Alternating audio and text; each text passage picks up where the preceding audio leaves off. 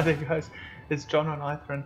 I just wanted to make a quick video just to help out all the minis that have been recently, or get in there and they kind of want to start thinking about what's the best way to kind of sort yourself out, get yourself raid ready, understand a little bit of just the basic principles of healing and being a good mini. First things first, you've got to look at gear. The 4-piece FI is a must. Just that extra, as you can see at the bottom there, inspire fellow specs 3 times. If you trade correctly and you trade in towards this, you get in basically an extra 4% damage reduction, as you can see, and you can stack it 3 times. So minus 12% damage reduction is incredible. I mean, it's most of your job done. So that is a must, and it's really crap if your mini is your main, because you can only do FI once a day. It literally took me almost 2 months to get this gear just to drop, and there's nothing you can do to outground it unless you want to fork in Mithril coins, which is what I ended up doing, and get your gear a bit quicker, and then all of a sudden once you got it, then gear just keeps dropping like it was always supposed to. So that's the most important, to kind of get up. Another one to look at is your 2-piece tier 2 gear from Throne. I only got the 1-piece so far, but as you can see, an extra 5% healing crit chance. Unfortunately, that seems to be the best gear for a mini, and that kind of makes gear in a mini a bit hard because you're very reliant on, first of all, FI drops, and second of all, getting in a good Throne group and getting good rolls on those groups. No matter how many times you down a boss, you could have a low roll and just end with never getting your tier 2 gear. Other than that, flower gear is pretty decent.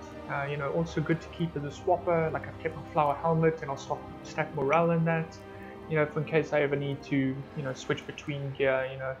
With a mini, you need to basically be able to grow your morale from around 45 to 55k, and drop it down for certain runs. Obviously more world things like this. Other gear, wreck with the wastes maxed. Get all your gold gear going. Stack that up with some decent essences, always the Squareonk and TRT, always a good one. Your wrists, your flower wrists are pretty much one of the best things because they're 3 amber. They're the best wrists so far in game, and you can use them nicely as swapper pieces. Definitely one of the best things to get. Quick look at stats. Stats, very important. First of all, capping mitt, your mitigations as a mini. It's one of those ones where it's a bit complicated, because you need 20.8, mitigation. As you can see, I'm below it, but with the scrolls, food buffs, and also switching some traits, I get well over it. If you're doing PvP, you can obviously go a bit higher than that, but you have to pretty much cap that. The cap for T1 is 13.1, but it would be stupid to kind of gear sets and then use swappers for that, because I mean, if you can heal T2, you can heal the T1, so you might as well just go straight up for mid cap and work out from there. So pretty much most important is cap your mids. Okay, then second of all, what you want to work on is your crit rating. The cap on crit rating is 17.7, and that's for all characters. I mean, I'm not talking about the update that's just been released, that's apparently messed up the whole game, but this is pretty much as from, let's say, yesterday. That crit rating, as you can see, I'm actually under cap. It combos with one of the allies, one of the legacies you get on your sword, which, as you can see here, increases my crit rating on healing skills by 3,900. When you take that into account, I'm well over cap. It's rather better to be over cap than under cap, for the main reason of being over cap just affects your crit magnitude and your devastating amounts. So it's never the worst thing in the world to be over cap, but a lot of mini skills work on crit. They reset your cooldowns, they increase or reduce your reduction time, increase heals down, everything. So to be honest, rather being over crit is much better. I mean, I can drop an essence out, lose 1,300 crits or whatever, 1,400, and I'll still be well over the crit target. But with all my swapper gear that I work, that I use in Throne, it does play around with my crits slightly. So for me, it's not really worth it to lose that essence. It's not that I need it anywhere else. Morale, as I said before, about 45 to 55k. You need lots of morale as a healer. I mean, you're going to be taking a lot of damage. You know, there could be loose pulls, and you know, you might have mobs knocking on you. You can't go down. Whether DPS goes down isn't a big thing, but if your healer goes down, that's pretty much almost raid over kind of thing. So those are the most important to work out. You know, obviously mids mostly, then cap your crit, and then throw quite a bit into morale. I'd say pretty much the rest of it. Never a bad idea to have will. You know, it just increases your attack mastery. You know, basically the strength of your heals done. But most of all, those I'd say in that order: mids, crit, and morale, and then obviously a decent pool of will. So that's pretty much that in terms of gear. There's nothing really else you need to worry too much about. The FI gear, obviously the most important. Let's have a look at legendary items. I'll talk you through it quick. Most important, I would say, is this healing induction and crit. That is pretty much, you know, mini bread and butter. Is by scoring crits, your heals heal quicker, and you know, the quicker you can do your heals, obviously the more you can keep your raid alive. So that is pretty much, I would say, the most important, and that's on your sword, obviously. Next of all, rally cooldown, quite important. You know, you can raise people in a fight, you know, in combat res. You don't need to take it past 39 because it's not really going to reduce the cooldown anymore. It caps there at 300. So, you know, that's pretty much all I needed to take it to. Soliloquy of the Spirit. Don't know why I capped this. To be honest, it's not really a big heal. It's not actually the best ability, but, you know, I've capped it for some reason. I've got Will in there. Anthem duration, this is a very important one. Also, like with one of the previous ones, the duration's capped there at 35, and that's what you really need. You know, you're not going to get the melee critical skills. Apart from that, Anthem Spirit, cooldown, and critical magnitude, that is probably one of the best abilities. It is your massive fellowship heal that's going to save lives. You'll definitely use that a lot more. Pulls a lot of threat, but you know, in big raids you don't really need to worry because the tanks are usually pretty decent. The songbook, most important, or not most important, but you know, healing rating, obviously a good one. Motivation and healing skills, that's obviously a good one. Anthem of War physical mastery, as you can see, it's not capped, and it should be. That's very bad of me. That should be capped.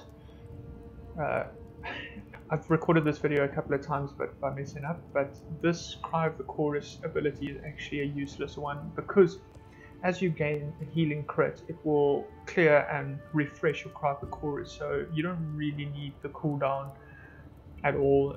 To be honest, I would switch this out maybe for Will or another ability, but this is what happens when you level out the tunes. You don't really pay attention to all the little nitty-gritties and make the most out of your one tune. Yeah, like I said, healing crits obviously refresh your Cry of the Chorus, and once you're in combat, it stays. You know, obviously all your stacks, will stay, you know, active. So it's a bit of a useless ability. Only really good switching between mobs when you don't have time to get enough, you know, ballads up in time. But you know, as I said, with healing, it refreshes it. Bolster Courage, probably one of the most important ones because that is what you're going to be casting 90% of the time. Inspire Fellows, like I said, with the FI gear, you get in 3 stacks up, and with that, you know, you might as well increase the healing as much as possible. Good fellowship heal, and it's, you know, obviously reducing the damage. Cord of Salvation, probably one of my favorite abilities, as you know, many, you know, you can cast it on the move, and that just increases the crit rating, and not many minis cost as much as I think they should. It gives a good fellowship heal over time, and on the target you cast, it gives 1% of their max morale for every nearby unit. So I mean, if you stood in a raid with 11 other characters around you, I mean, you know, if you look in here, I'm getting a decent extra 5k, 6k morale. That's onto the heal already, you know, so it's very, very important heal for me. And then on top of that, you know, extra crit rating is just going to help it even more. Anthem of War for the tactical mastery, so that obviously stacks, you know, with the physical mastery, and that's why those two should be capped. We're going to talk about stacking up anthems in a second. So yeah, that's pretty much your legacies.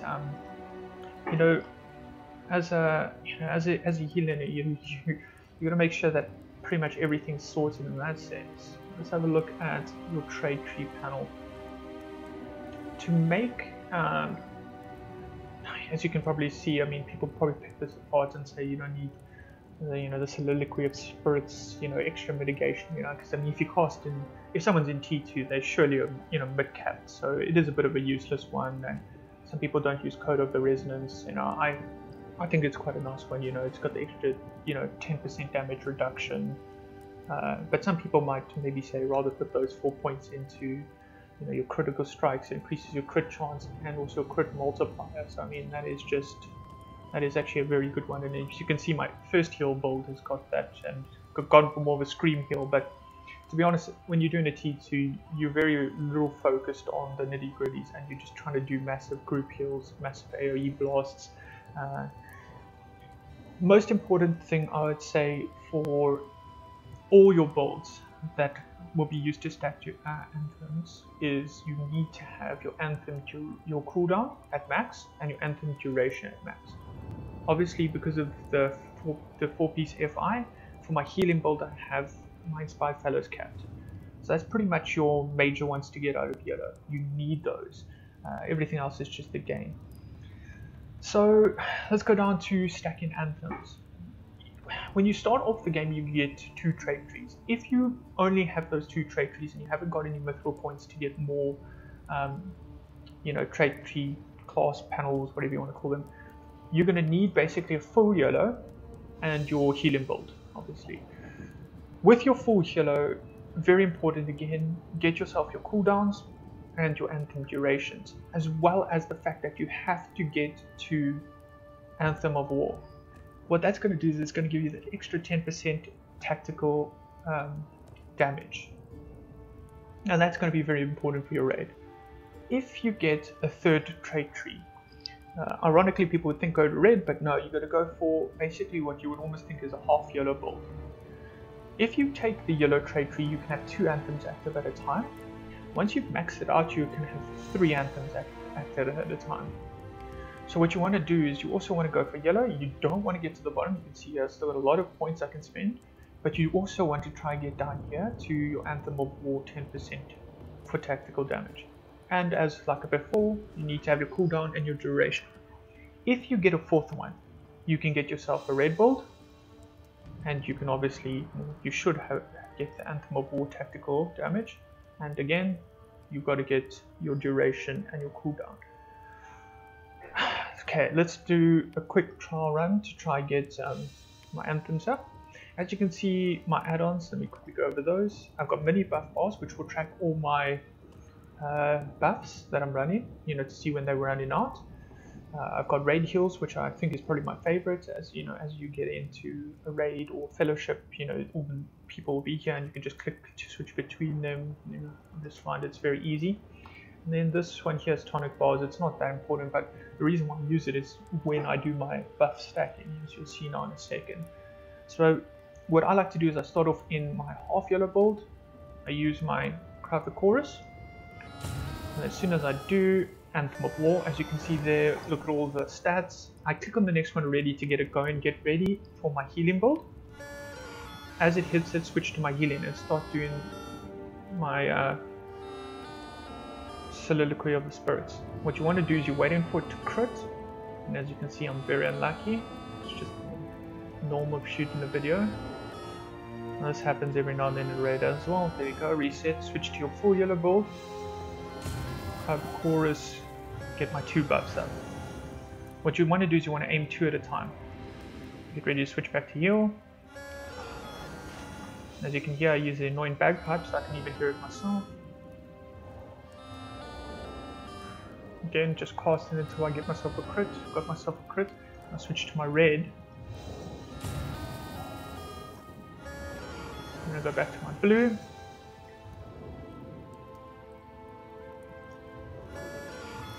And again, just healing. As you can see now, I've got my 5 buffs active, and obviously I could have got a lot more had I been a bit more lucky. I'll switch back to my half yellow build. What you want to try to do is you want to try aim for 6. And I know it seems like impossible the way I am now, but sometimes you get lucky, and on your first cast you get the reset. There we go. Go back to my full yellow build, use this, switch to that, and as you can see I've got my 6 active. You know, if you're much more lucky, you get them with a lot more time. And when your raid runs in, I mean, they're going to be benefiting from 6 buffs. So you're thinking about that with the extra 5% and 15% attack damage, all of that. I'm going to start trying to stack them now. But as you can see, I mean, they're going to be stacked with 6. Probably by the time you actually start the boss fight, maybe 5 or 4, but it doesn't really matter. I mean, the extra damage they're going to be getting, the mastery they're going to be getting, it's well worth it. As you can see, it's quite an important part, especially in the beginning part of a DPS fight. You know, whether you're doing Rakathos or any of these big fights, you know, obviously the longer the boss fight goes on, the more damage he's doing. So you want to kind of charge through the beginning parts pretty quickly. And yeah, definitely one of the best ways. So yeah, like a recap on that, you need yourself 4 would be optimal. If you have 3, you know, a full yellow and a half yellow. And if you get the 4th one, a nice red build, you know, can only get 1 active. You know, unfortunately with your blue build, you're not going to be getting the, you know, the Echo, the Anthem of War for the extra 10%. But, you know, with the other builds, and what I like to do is, you know, a few seconds into the fight, I'll switch to my Resonant Anthem instead, you know, just to give me the extra healing and induction time.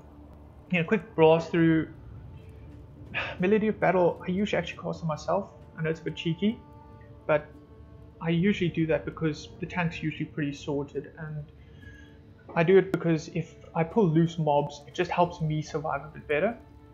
So I usually leave that active. Remember, when you switch in between all your trait trees, though, it's going to cancel. So just make sure once you're back in that you've got it. You'll be casting Soliloquy of the Spirit so much, I mean, it'll be stacked pretty much on you. What I usually do is Inspire Fellows whenever it's on off cooldown, which you can see is 5 seconds, and then in between Bolster Courage.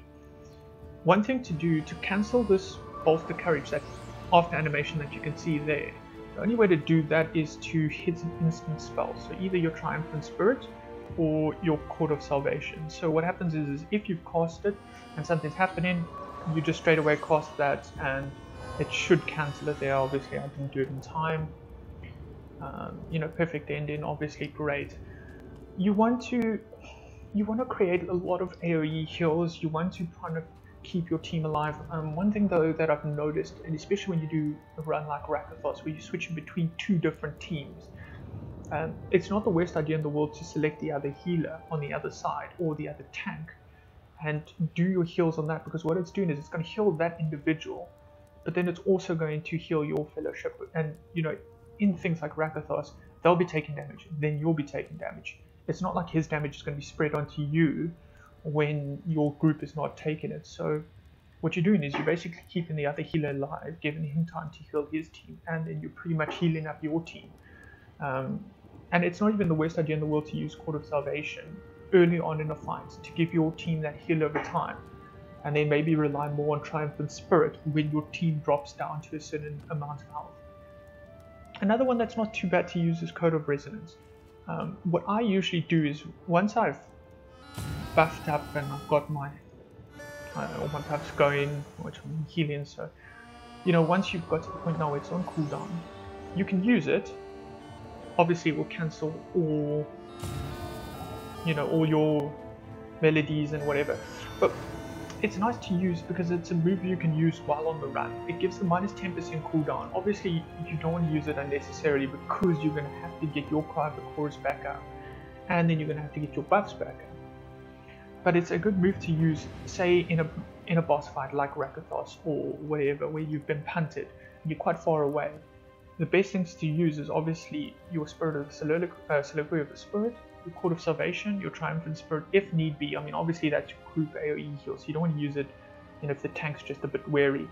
So what I would do is I run and use this, be using that, and then maybe I'll hit a Code of Resonance. When I get into place, all I'll do is use my Cry of the Chorus and get my buffs back up. And pretty much that's how you're going to keep your team and your tank alive.